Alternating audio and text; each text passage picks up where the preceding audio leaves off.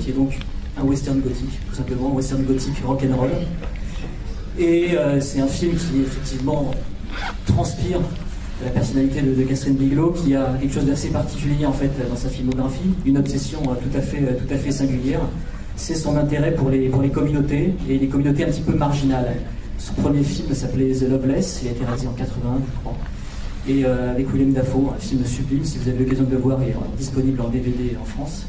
C'était un film qui parlait des bikers, déjà à l'époque, elle avait cette espèce de goût pour le cuir, pour cette espèce de survirilité, parce que c'est une cinéaste très virile, Catherine Bigelow. Ensuite, elle est partie du côté des surfeurs avec Point Break, elle est partie du côté des drogués cybernétiques avec Strange Days, enfin bref, du côté des démineurs avec des mineurs. C'est vraiment une immense cinéaste, par le talent et par la taille, 1m82 aussi, il faut préciser. Après, ce fut l'ex-femme de James Cameron. Ça a une importance dans sa filmographie, puisque Aux frontières de l'aube reprend non pas l'intégralité, mais la quasi-intégralité du casting de Aliens, le retour, à savoir Bill Paxton, Lance Henriksen et Janet Goldstein. Le film reprend aussi un membre émérite de la famille Cameron, la famille artistique, j'entends, c'est son chef opérateur sur Terminator, Adam Greenberg.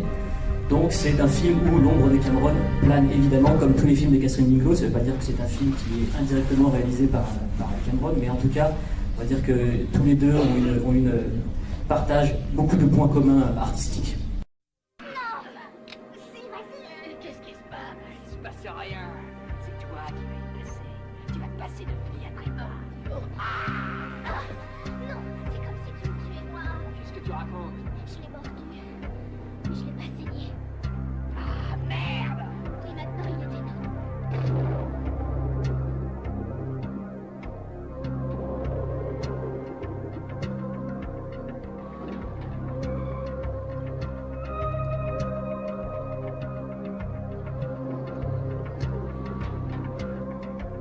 C'est l'heure de se casser.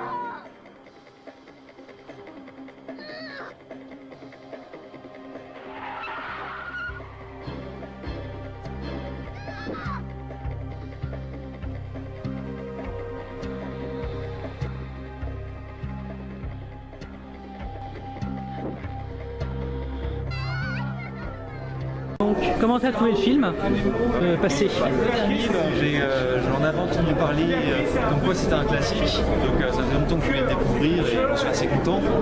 Bon, évidemment, il y a des petits trucs, il y a quelques petites incohérences par-ci par-là. Par exemple, à la fin du film, c'est un peu bizarre que les héros ne s'inquiètent pas d'une éventuelle attaque des méchants, mais bon, c'est des méchants. Oui. C'est un point assez mineur. Pour le reste, j'ai vraiment adoré l'ambiance. J'ai vraiment aimé les personnages. Je passe The Devil Rejects. C'est vraiment dans de la merde.